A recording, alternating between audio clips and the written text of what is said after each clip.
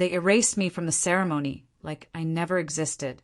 No name, no photo, not even a chair with my name on it. I stood in the back like a stranger while my own family clapped for my cousin, smiling in a photo I took, celebrating with words I once wrote. But months later, when I returned in full military dress uniform, wearing 4 shining stars on my shoulders, the room went still. And this time they couldn't erase me. If you think that's wild, wait until you hear the full story. Like this video, drop a comment below, and don't forget to subscribe to the channel for more true revenge stories like this one. My name's Amanda, and what happened over the last 31 years of my life changed everything. I went from the invisible daughter to a decorated general, and trust me, this is a story you won't want to miss. I was born in Missouri, raised in a small house with fading yellow paint and a porch swing that barely held 2 kids. My mom worked night shifts at a diner. My dad was a mechanic. Life wasn't easy, but it wasn't awful either, at least not until my younger cousin, Brianna, moved in with us. Brianna's parents died in a car accident when she was 5. My mom took her in, and overnight, everything changed. She got the bigger room. She got new clothes. I got the leftovers. I was 7, and already I knew what it felt like to be second place in my own home. At first, I didn't care. I told myself she's hurting. Let her have the nice stuff. But it never stopped. When Brianna joined ballet, Mom signed her up for lessons and bought her a pink tutu. When I said I wanted to try soccer, I got told, "We don't have money for that right now." Yet, somehow, there was always money for Brianna's hobbies. When we both reached high school, the difference was impossible to ignore. Brianna got a used car on her 16th birthday. I got a bus pass. She had a party with banners and a DJ. I had a cupcake from the grocery store. The worst part wasn't the stuff. It was the way they looked at her, like she was the sun and I was the shadow. Still, I kept quiet. I studied hard. I joined JROTC and wore that uniform like armor. I didn't have much, but when I stood in front of a flag and saluted, I felt like I mattered. One day, senior year, a recruiter visited our school. I signed up before lunch was over. My mom barely looked up when I told her. "You sure about that?" she said. "Military's not really for girls." But I was sure. More than anything else in my life, I was sure. Boot camp was rough. I cried in the bathroom more times than I'll admit. But I pushed through. I became stronger, faster, smarter. Every time I climbed a wall or ran an extra mile, I pictured my mom looking surprised. I pictured Brianna frowning. That thought kept me going. I deployed twice by the time I was 25. First to Afghanistan, then Iraq. I saw things I won't ever forget. Friends lost, promises broken. But I rose, one rank after another. When people doubted me, I doubled down. When they mocked me for being a woman in uniform, I showed them medals. Back home, though, nothing changed. I'd send postcards. I'd call during holidays. Half the time, no one answered. When they did, the conversations were short. Brianna was doing great. She had married a dentist named Lucas and moved into a fancy townhouse in a neighborhood called Meadowvale Gardens. She had 2 kids. She was the golden one. Me. I was still just Amanda, the military girl who never visits enough. But I kept moving up. I became a major, then a lieutenant colonel, then a full colonel. When the opportunity came to serve at the Pentagon, I took it. I was 41 and had spent nearly 2 decades earning every stripe, every pin, every salute. And yet, the week my grandmother passed, I flew home early for the funeral, and they didn't even put my name in the ceremony booklet. I walked into the church wearing my dress blues. My medals gleamed under the lights. People whispered, but my own family barely looked my way. Brianna sat in the front row, holding Grandma's Bible like it belonged to her. My name was nowhere, not on the program, not in the speeches. When it came time to read the list of surviving grandchildren, the pastor said, "And Brianna, who stayed so close and took such good care of her grandmother." I stood at the back, hands folded, heart pounding. It wasn't just an oversight. It was a message. You don't belong. After the service, I walked up to my mom. She looked surprised to see me, like I wasn't supposed to be there at all. Amanda, she said, you didn't tell us you were coming. You didn't tell me I wasn't invited. Mom gave a weak smile. Well, we figured you were busy with, army stuff. Army stuff. I swallowed hard. I had given my life to this country, and my own mother couldn't even name my rank. I left the reception early and checked into a small hotel on the edge of town. That night, I stared at the ceiling until the sun came up. Then I made a decision. If they didn't want to see me, fine. But someday they were going to see me and they were going to remember exactly who they erased. Over the next 5 years, I worked harder than ever. I took assignments nobody wanted. I led missions into unstable zones. I sat in rooms with generals, senators, and secretaries. And then, one cold November morning, it happened. I stood in front of the American flag as the president placed a 4th star on my shoulder. General Amanda Rowe, the first woman from my county to ever hold that title. I didn't cry. I just saluted and whispered, "They're going to see me now." The news broke fast. My name was on TV, on websites, even in the local paper back home. But I didn't get a single call from my family, not even a message, until the week of the town's Founders' Day celebration. Every year, the town held a big ceremony honoring people from the community. I'd been erased from Grandma's funeral, from birthday parties, from Christmas dinners, but not from this. Because this year they wanted me on stage. I got the email from the mayor's office. Brianna was on the organizing committee. At first I laughed.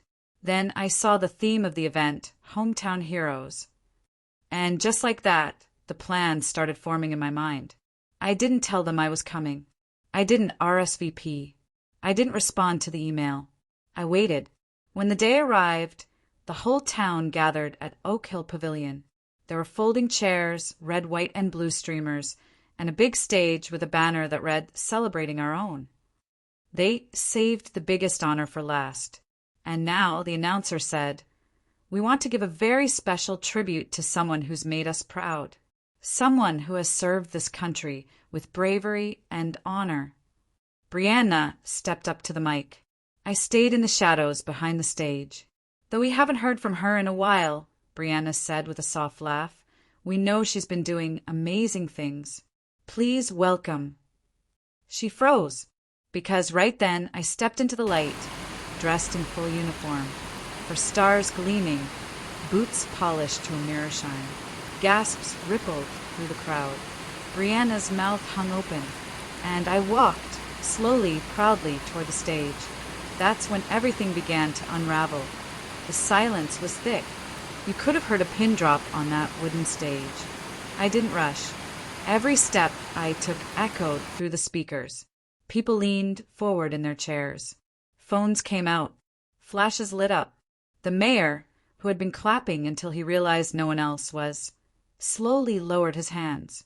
Brianna stepped back like I'd pushed her, eyes darting around as if searching for someone to save her.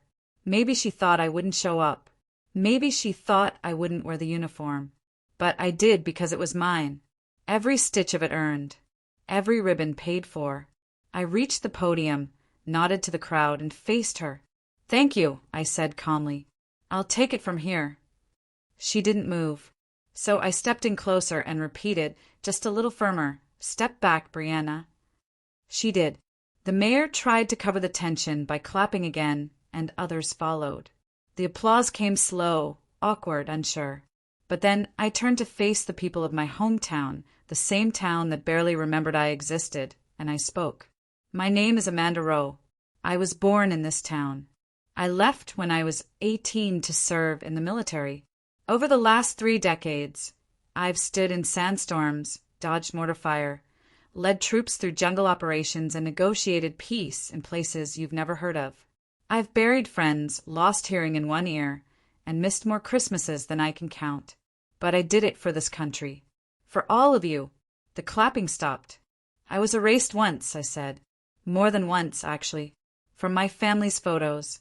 From their dinners. From ceremonies like this. But here I stand. I don't need anyone's permission to be proud of what I've done, and no one will erase me again.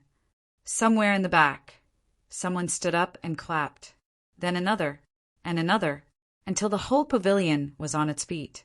Even the mayor stood, hat in hand, wiping at his eyes. But not Brianna. She was frozen, staring at me like I was some ghost from a life she buried. Later that evening, I slipped out before the crowd could swallow me. I didn't need congratulations. I didn't come for that. I came to remind them, and her, that I was never gone. I checked into a small room at the Maple Pines Inn, a quiet lodge on the outskirts of town where people rarely go unless they're hunting or hiding. That night, I took off the uniform and sat on the bed in a plain t-shirt and jeans. I laid my medals out on the dresser, not to show them off, but to remind myself I didn't dream this life. I'd built it, alone. The next morning, my phone buzzed. It was my mom. I stared at the screen for almost a full minute before answering. Amanda. Yeah. You were amazing last night. A pause. I waited. I didn't know you were so important. I almost laughed, but I didn't. My voice stayed calm. I've been telling you that for years. You just never listened. I didn't mean to leave you out, she said quickly. Brianna was the one who did the program. I thought she included your name. She didn't. I'm sorry. It was the first time in years she'd said those two words to me. But sorry didn't erase decades of being ignored, of being told I was too loud, too opinionated, too ambitious, too invisible. Still, I replied, thanks, and hung up. I was supposed to leave town the next day, but something told me to stick around. Not for them. For me. I drove by the old house. The yellow paint was still chipped. The porch swing was gone. A new family lived there now. 2 little girls riding bikes in the yard. I didn't stop. I just smiled and drove on. Later that afternoon, I decided to walk into town for coffee. I passed the bookstore, the gas station, the pharmacy where I used to buy candy as a kid.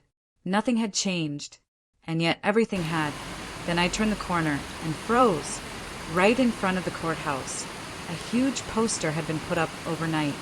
My face, in uniform. Under it, General Amanda Rowe, hometown hero. I wasn't sure whether to laugh or scream. Brianna stood nearby with a group of women from the city council, pointing and smiling as if she had anything to do with that banner. As if it wasn't her who had erased me just weeks ago. She spotted me and hurried over. Amanda, oh my gosh, isn't it great? We decided to honor you publicly since, you made such an impact the other night. You mean after pretending I didn't exist? Her smile froze. I didn't pretend.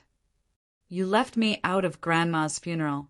You left me out of every speech, every photo, every invite.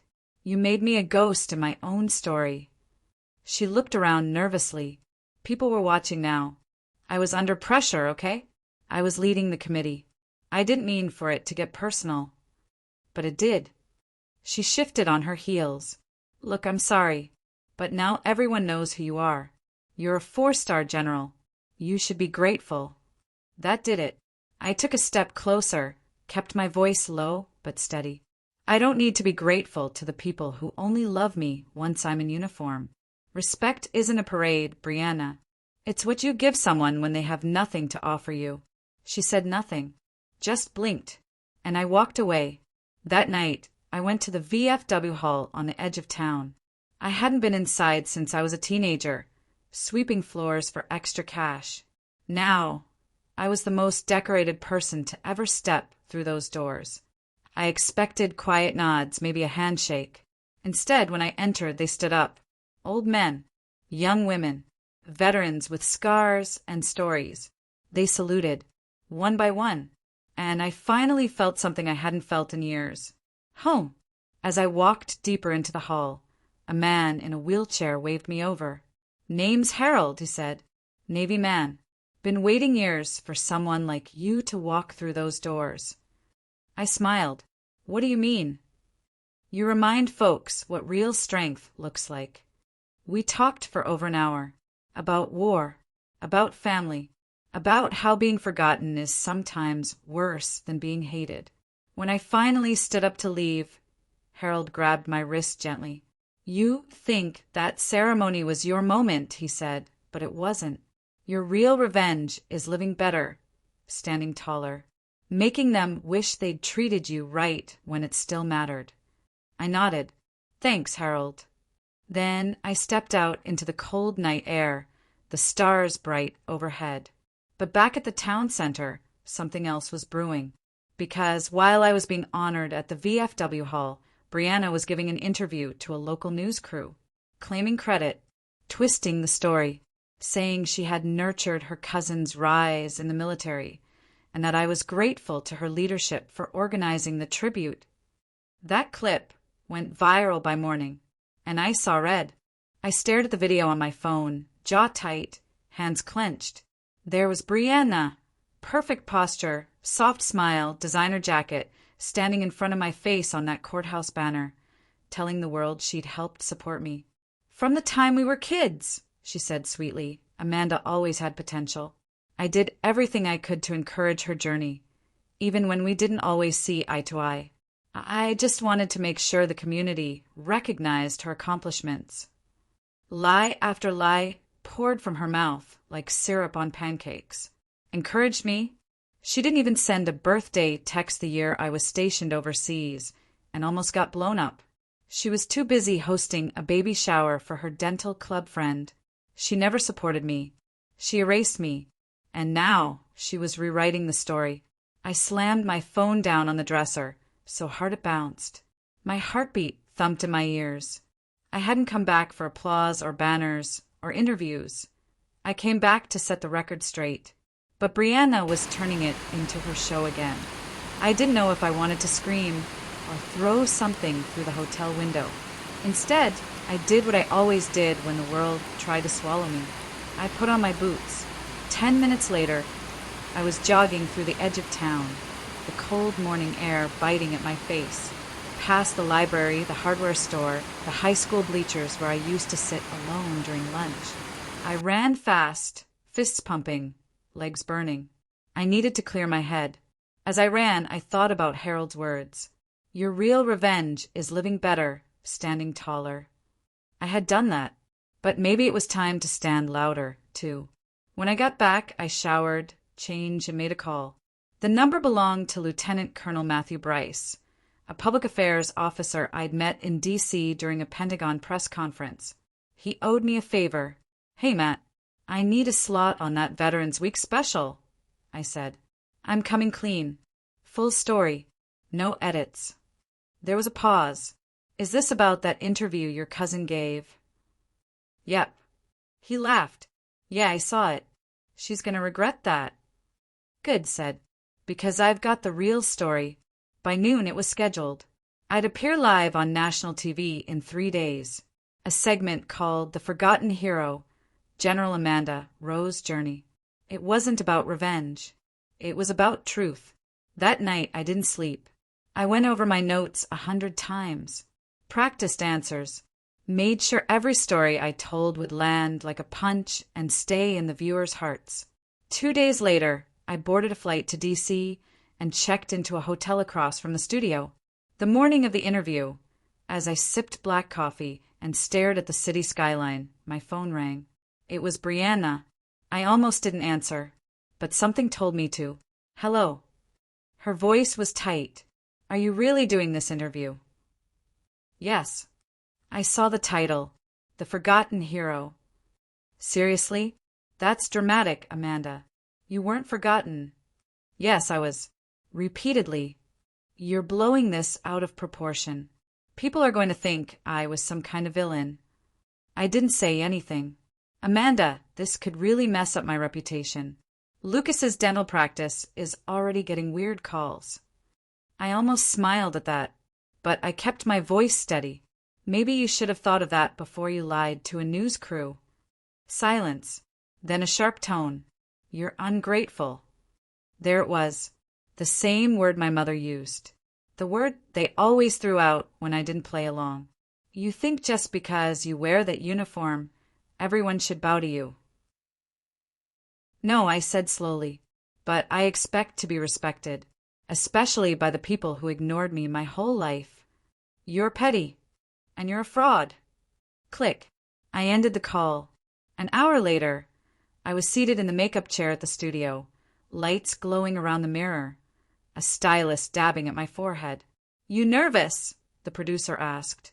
No, I said truthfully, because I'd fought in war zones. This was just another battlefield. When the red light came on, I looked straight into the camera. The host smiled. Today, we're joined by General Amanda Rowe, one of the most decorated military leaders from the Midwest. Her story has inspired millions, especially after her powerful appearance at her hometown's Founders Day event. General Rowe, thank you for being here. Thank you for having me. Let's start with that moment on stage. What were you feeling?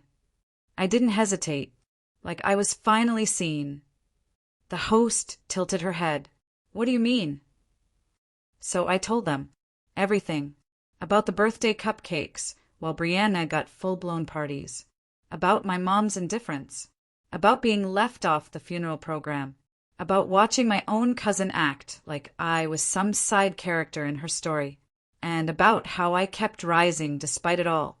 The host sat in silence. The camera panned to her stunned expression. Then she asked the question I'd waited for. If you could say anything to your cousin right now, what would it be? I looked into the lens like I was staring straight into Brianna's soul. I'd say thank you, because your silence made me strong. Your lies made me determined.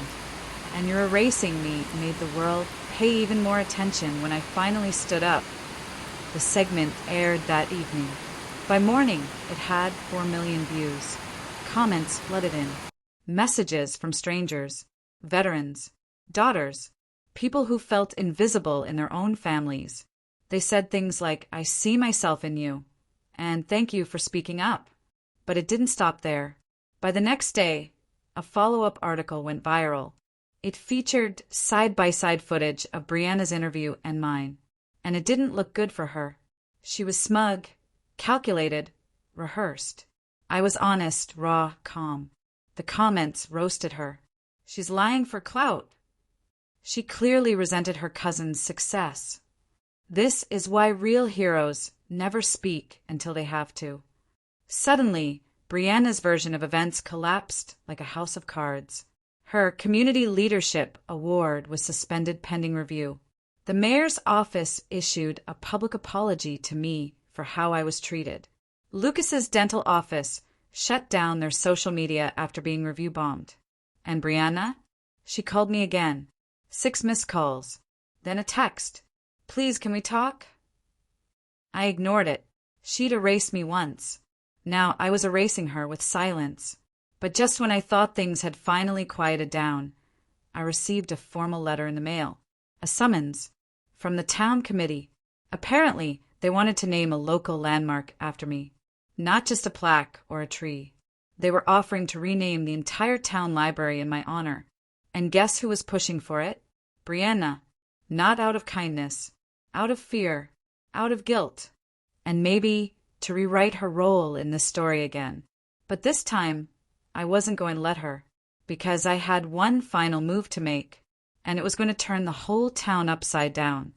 The letter sat heavy in my hands. The Amanda Rowe Memorial Library. It was written in clean script on thick cream paper, the kind they only use for weddings and big announcements.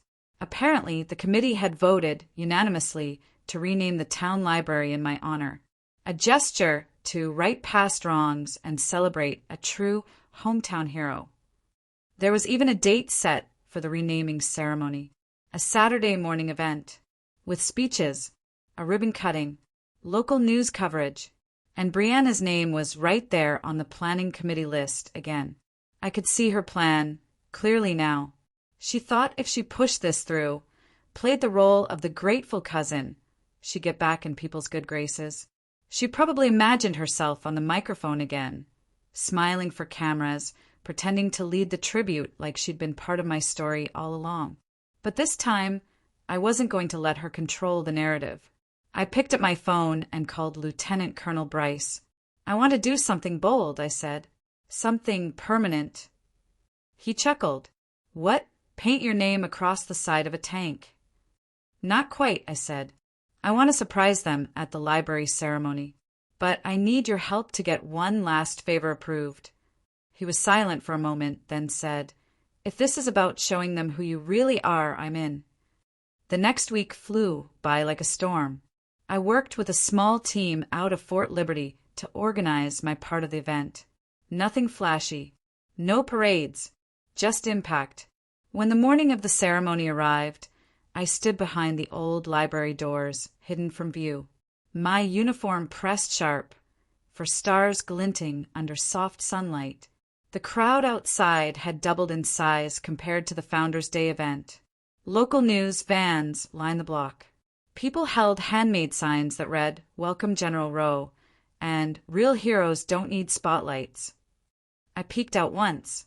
Sure enough, there was Brianna, front and center, wearing a white blazer and high heels too tall for her to walk in confidently. Her smile was frozen in place, strained and nervous. Maybe she knew this wasn't going to play out like last time. The mayor stepped up to the microphone and began his speech. Today, we honor not only a hero but a woman whose story reminds us what perseverance, courage, and true service looks like. There was polite applause. Then, he gestured toward the new sign draped in red cloth. And now, to officially unveil the Amanda Rowe Memorial Library, we welcome the woman herself. He paused, waiting for me. I didn't move. Not yet. Instead, a military transport truck pulled around the corner of the street, loud and unmistakable. It stopped directly in front of the library. People turned, curious. Then the back gate dropped with a metal slam, and out stepped 5 soldiers in uniform, each carrying large silver containers. Gasps filled the air. Inside those containers were hundreds of brand-new books, donated by me, bought with my own retirement funds, each stamped with the same gold emblem. Donated by General Amanda Rowe, so no girl ever feels forgotten again. That was my revenge. Not just having my name on a building, but filling it with tools to make sure no other kid grew up erased like I did. I finally stepped out, walking past the stunned faces, past the cameras, straight toward the podium. The applause this time wasn't awkward. It wasn't slow. It was thunderous. I took the mic. Thank you, I said simply. But I didn't come here to be praised. I came here to give back. I motioned toward the soldiers, carrying the book crates into the building. Every book you see being brought into this library was chosen for one reason: to teach kids that they are seen, heard, and valued, no matter their background, no matter who favors who in their household. Murmurs rippled through the crowd. I continued, because I know what it's like to feel invisible. I know what it's like to grow up believing you're not good enough, simply because someone else got the spotlight. Then, slowly I turned and looked directly at Brianna. She froze. But you don't erase people by ignoring them, I said. You only erase yourself by pretending they didn't exist. It hung in the air like lightning. Brianna took a half step back. Someone behind her whispered, and I saw her shoulders stiffen. Then I looked back at the audience. My story isn't about revenge. It's about resilience. It's about what happens when you choose to keep going, when you fight not to prove others wrong, but to prove yourself right. Cheers erupted. This time they weren't polite or hesitant. They were real. The mayor tried to shake my hand, but I had one more thing to do. I walked to the edge of the stage and took out a small plaque from my pocket. I handed it to the library director. It read, "Dedicated to the quiet ones, the overlooked, the uninvited. May you always find your voice between these pages." Then I stepped away. Let the town cheer. Let them talk. Let them wonder how long I'd waited to say those words. Because as I started to leave, a reporter caught up to me. "General Rowe, one quick question," she said breathlessly. "Why now? Why speak up after all these years?" I smiled, because silence protected them, but truth protects others. The video went viral within hours, not just across Missouri, but nationwide. But later that night, as I packed up my things at the inn, another message came in, one I didn't expect. It wasn't from Brianna. It was from my mother. A short text. I watched your speech. I was wrong about so many things. Followed by something I hadn't seen in decades. I'm proud of you. I stared at the screen, not sure how to feel. It didn't undo everything. It didn't erase the years of cold shoulders and missed calls. But it was something. The next morning, I checked out of the inn and loaded my bag into the car. I paused one last time to look back at the town square. My banner had been taken down. In its place, a giant mural, painted overnight, of a young girl in uniform saluting. Her shadow stretched behind her, tall and powerful, and written in bold letters across the mural, "You can't erase what was always meant to shine." Just then, my phone rang again, an unfamiliar number. I answered, the voice on the other end, cold, shaky. "Amanda, it's Brianna." I didn't say anything. "There's something you don't know," she said. "What?" She hesitated, and then she whispered, "Everything I did, it wasn't just about you. It was about keeping a secret." "What secret?" She inhaled sharply, then said the last thing I expected to hear. "Grandma left something behind. Something meant only for you. But I kept it." The line went quiet, and that's when I knew. This story wasn't over yet. I froze. The line went dead. "Brianna," I said, but she was gone. I pulled the phone away from my ear and stared at it. My heart was thumping hard in my chest. I wasn't sure if I wanted to throw the phone or drive straight to her house. What did she mean Grandma left something, and she kept it? For a second, I just stood there in the parking lot of the Maple Pines Inn, gripping the keys to my rental car, my mind spinning. I hadn't thought much about Grandma's will. After the funeral, they told me she didn't leave anything for me. No letter, no note, not even a photograph. I believed it. Why wouldn't I? They'd already left my name out of the obituary. Of course, they'd leave me out of the will too. But now Brianna was hinting that there was something else. Something she had hidden. I got in the car and drove straight toward her place in Meadowvale Gardens. Her street was lined with perfect lawns and two-car garages. It was quiet, like nothing bad ever happened there. But the war inside my chest was loud. When I reached her house, I didn't even park properly.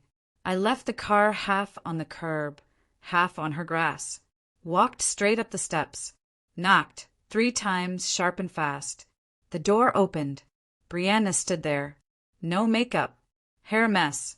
She looked like she hadn't slept in days. She didn't say anything. Just stepped aside. I walked in. We sat in the living room in silence for nearly a minute. The air was thick with tension. Her kids weren't around. Thank God. I wasn't sure how calm I could stay if they were. Finally, I broke the silence. "What did you mean on the phone?" She swallowed hard. "Grandma left a letter. For you. After she passed." "Where is it?" "In my drawer." "Why didn't you give it to me?" She looked away. "Because I read it." My stomach twisted. "You opened a letter that wasn't yours." I thought it'd be nothing. Just some sweet old lady, words about how she hoped you were doing well. And it wasn't," she whispered. She stood, walked into the hallway, and came back holding a small cream envelope, yellowed at the corners. My name was on the front, in Grandma's handwriting. "Amanda." "No, dear." "No to." Just my name. She handed it to me like it was a grenade. I took it slowly. My fingers trembled. I turned it over and slid a finger under the flap. Inside was one folded sheet of paper. I opened it. The letter read, "My sweet Amanda, I know by now you've probably felt forgotten. Left out. I see it in your eyes every time we spoke, even when you tried to hide it. I am sorry for not doing more when I had the chance. Brianna came to live with us at a time when everyone was hurting. Your mom, your dad, even me. But somewhere along the way, we all made a mistake. We let you disappear in the background. But you were never invisible to me. Everything I had, I gave to Brianna because I was told you didn't need it. That you were too strong, or too busy, or already had your own path. That was wrong. So I did something behind their backs. I set up a trust in your name. It's under Rosa Rowe Military Endowment, listed with Old Gate Bank in town. It's not just money, Amanda. It's proof that I saw you. I hope one day this letter finds you. And I hope by then, you've already become the woman I always knew you were meant to be. With love, Grandma Rosa. I read it twice. Then again. I didn't cry. I didn't yell. I folded the letter back up, slid it into the envelope, and looked Brianna dead in the eye. How long have you had this? She swallowed. Since the week of the funeral. So while I stood at the back of the church with no name in the program, you were holding this in your house. I didn't know what to do. Yes, you did. You chose to hide it. I was angry, she admitted. You came back, and everyone suddenly saw you again. You were the hero, and I was just Brianna. No, I said, standing up. You were the liar. She didn't argue. She just sat there on the couch, shrinking into herself like a balloon slowly deflating. I turned to leave, but as my hand touched the doorknob, she spoke again. There's more. I froze. What do you mean? The trust. It's big, like big. I don't care about money. It's not just money, she said quickly. It includes land. I turned slowly. What land? Grandma's old property, the one out by Lantern Ridge. The deed was transferred into the trust. Your trust. That house had been in our family for generations. After Grandma died, I assumed Brianna's side of the family sold it or let it rot. But now, it was mine. I blinked. You hid all of this from me? She nodded once, ashamed. I turned the knob, but she said one more thing. I'm sorry. I stopped, but I didn't turn around. Sorry doesn't fix this, but it's a start. Then I walked out. That afternoon, I went straight to Old Gate Bank. I showed them the envelope, the letter, and my military ID. The woman behind the counter read everything twice. Then she got her manager. A few minutes later, I was sitting in a glass-walled office while they pulled up the trust account. It was real, very real. The endowment held over $280,000, and the property, still titled to Rosa Rowe, was quietly transferred to a secondary name, Amanda Rowe. I stared at the screen. Grandma hadn't forgotten me. She had left the proof behind. My entire life I believed I was second, a shadow, a mistake. But here was the truth. I'd been loved, protected, seen, and the person who hid that truth from me had to live with it now. I walked out of the bank with two things, a folder full of legal documents and a new purpose. This wasn't just about Brianna anymore. This was about what I could do with what I had been given. A house, a trust, a voice. I went straight to Lantern Ridge. The house was old, weather-worn, and covered in vines. The porch creaked. The windows needed fixing. But the bones were strong. The land stretched wide. Acres of green, with the town skyline just barely visible in the distance. It was quiet. It was mine. And that's when the idea hit me. A new mission. A new legacy.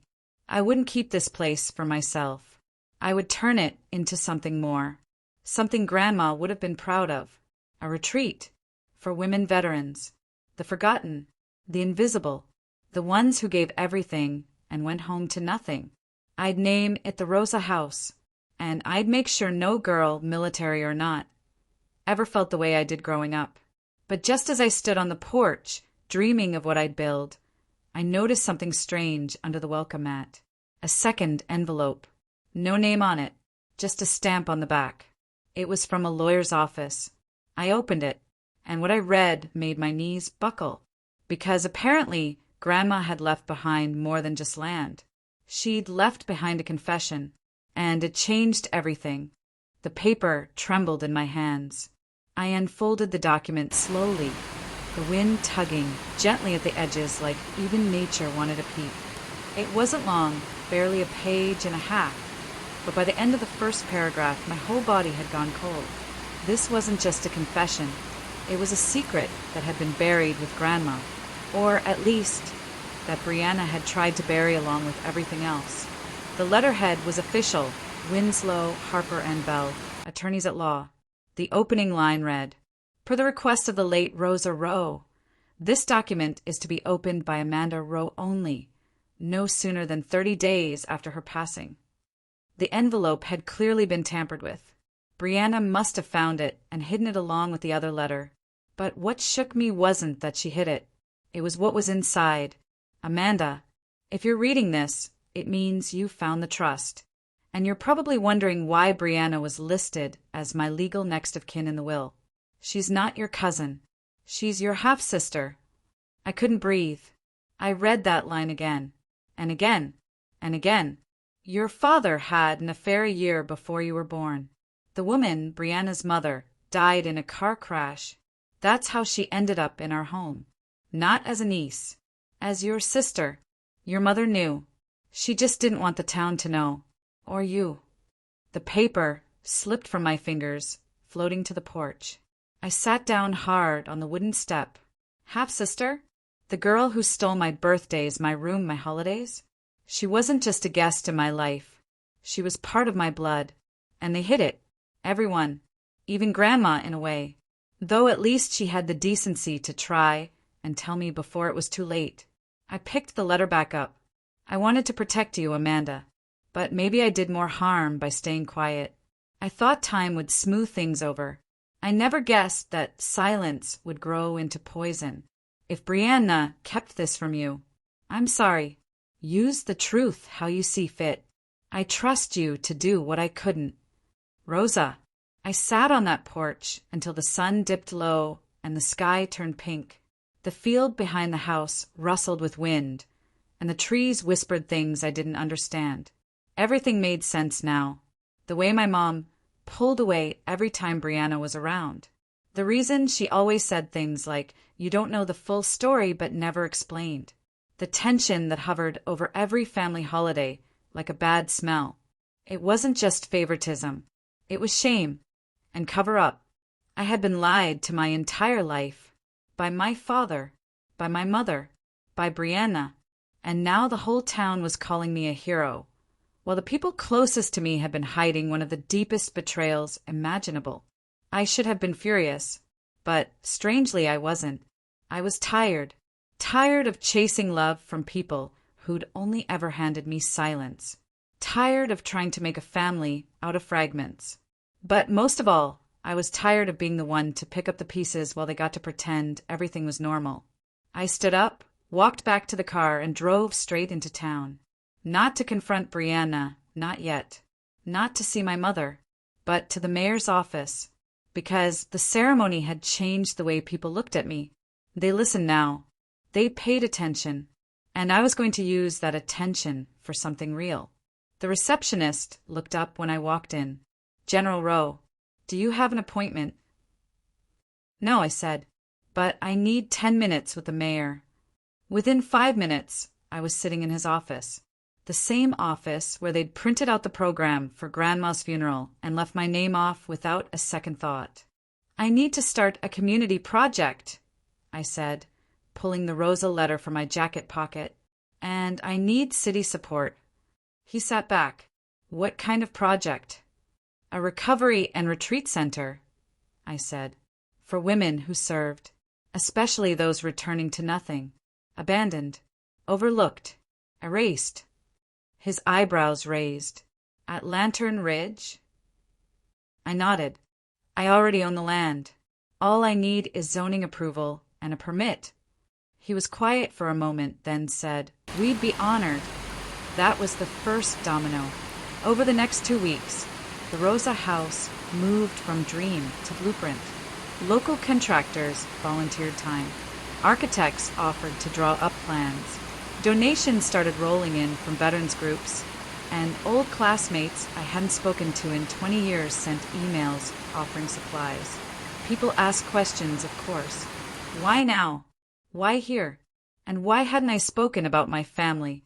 I stayed silent, because the real truth, the heavy truth, wasn't just mine to carry. Not yet, until Brianna forced my hand. It was the second Sunday after the ceremony. The town paper had just published a glowing piece about my new retreat center when I received another message from an unknown number. It was a screenshot from a private Facebook group. Brianna had posted a long story claiming that I had taken Grandma's trust away from her, that I had shown up out of nowhere, manipulated everyone, and claimed property that wasn't even mine. She was painting me as a thief. Again, trying to control the story. Again. But this time I had something she didn't. Proof. I drove straight to her house. I didn't knock. I walked right in. She was in the kitchen, stirring something on the stove. She turned when she saw me, startled. Amanda. I tossed the lawyer's envelope onto the counter. She froze. Her face went pale. You knew, I said, voice calm but icy. You knew we were sisters. You knew about the trust. And instead of telling me the truth, you hid it, lied. And now you're spreading garbage online like I'm the one who stole something. I didn't. Don't. You're done talking. She looked scared, and she should have been, because I wasn't just a forgotten soldier anymore. I was a general, and I had truth as my weapon now. I picked up the envelope, turned, and walked out. But just as I reached the front door, she said something that stopped me cold. There's still something else. I didn't turn around. You should talk to your mother, she whispered. She's not just hiding secrets from you. She's hiding them from everyone. What secrets? She knew about Dad, Brianna said quietly. But she also knew something about your deployment. Something she never told you. Something that could have changed your entire life. I turned slowly. What are you talking about? Brianna looked like she was about to cry. I'm not sure, but I saw her burn a letter once. Years ago. It had your name on it. Military seal on the envelope. She said it was nothing, but her hands were shaking. My chest tightened. A letter? From who? Why would my mother hide something from the military? What could she have possibly been afraid of? The questions burned. And that's when I realized this story didn't begin with Brianna. It began long before, in my own house, and whatever secret my mother was still holding, it was about to come out, one way or another. The morning sun hadn't even cracked the sky when I stood outside my mother's house. Same chipped red door, same porch with the squeaky step, same smell of stale air and old memories wafting through the screen. My fists clenched and unclenched at my sides. I'd faced down warlords, negotiated ceasefires, and walked through fields where every shadow might hide a landmine. But nothing ever made my legs feel heavier than standing on this porch. I raised my hand, knocked 3 times. The door opened quicker than I expected, like she'd been waiting. Mom stood there in a worn bathrobe, hair pulled back, face pale. She blinked at me, surprised but not entirely shocked. Amanda, I need to talk to you, I said. She stepped aside without a word. We sat in the living room, across from each other, a worn-out coffee table between us. I didn't touch the mug of tea she offered. I didn't come for comfort. I came for answers. There's something I need to know, I said. Something you've been keeping from me. Her eyes didn't meet mine. She looked at the floor. The same floor I'd mopped as a kid every Saturday morning while Brianna sat at the table getting help with her homework. I continued. Brianna told me you hid a letter, a military letter, that you burned it. Her lips tightened. I leaned forward. Is it true? She said nothing for a long moment. Then she slowly nodded. I did. My stomach turned. Why? She looked up then, and for the first time in years I saw fear in her eyes. Not anger, not judgment, not even shame. Real fear. It was just after your first deployment, she said softly. You were overseas. You'd written a letter, one I never sent back to you. What letter? She stood up, walked to a dusty box in the corner of the room, and pulled out an old notebook. Inside was a crumpled carbon copy. My handwriting. My signature. I read the top line. To Commanding Officer, United States Army. Forward Station Post 18. Subject: Request for immediate leave of absence. Family emergency. My head snapped up. I never filed this. You tried to. She sat down again, eyes wet now. You called me on a bad line from the field. Your voice was shaking. You said you needed to come home. You said something had happened. You didn't explain, and I didn't ask. But then the letter arrived. You must have managed to draft it later that day and send it in a sealed packet. I stared at the paper, unable to believe it. Mom kept talking. I opened it. I panicked. Everyone in town was watching us that week. You don't remember, but your father had just been arrested for unpaid taxes. We were already being whispered about. She looked away. So I burned it. The room spun. You burned a military leave request. You would have come home, she said quietly, and it would have ruined your record. You were on track for a promotion. That was all you ever wanted. I thought I was protecting your future. I laughed bitterly. You thought you knew what I needed. I didn't want you to throw everything away because of something temporary. It wasn't temporary, I snapped. That was the week I lost 6 men under my command. I wasn't okay. I needed help. I asked for help. Her lips trembled. You were always strong. I shook my head slowly. No, I was just always silent. We sat there in that cracked, dusty room with years of unspoken truths rising between us like smoke. Then I stood, and this time I looked down at her. I forgave a lot, Mom. The birthdays, the way you looked through me, the way you praised Brianna while I sat in the same room. I forgave it all. But this... I held up the crumpled letter. This almost broke me. She didn't respond. Her eyes were glossy. I didn't come back for a banner. I didn't come back for a library or a plaque. I came back because I couldn't keep pretending any of this didn't matter. Then I turned toward the door. She didn't stop me. As I walked out into the sharp morning air, I realized what this all meant. I had spent most of my life chasing things I thought I needed. My family's approval, their love, a seat at the table. But the truth was, I'd built my own table, and now it was time to use it. By the end of the month, the Rosa House opened its doors to its first 5 residents, women who had served in silence just like I had. The retreat had therapy rooms, art workshops, trails behind the house, and a kitchen stocked with meals that tasted like home. The ribbon-cutting ceremony made the front page of the state paper. And this time, I didn't invite Brianna. I didn't invite my mother. But they came anyway. They stood in the back and watched as the mayor introduced me, not just as a general, but as the founder of a program that would change lives. He passed me the mic. I didn't say much, just enough. I was forgotten once, but I never forgot who I was meant to be. The applause was thunderous.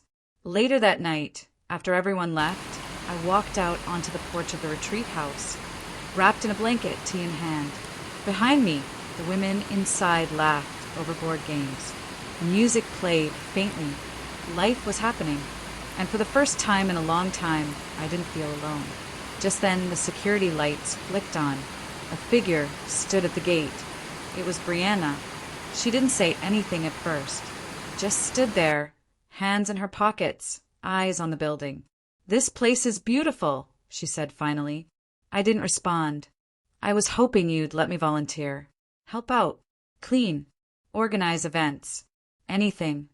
"Why?" She looked up at me, and this time there was no spotlight in her eyes, no cameras, no crowd, just one sister to another. "Because I spent my whole life making sure people saw me," she whispered. "Now I just want to help other women feel seen." I looked at her for a long moment, then nodded once. "Come by next week. Early.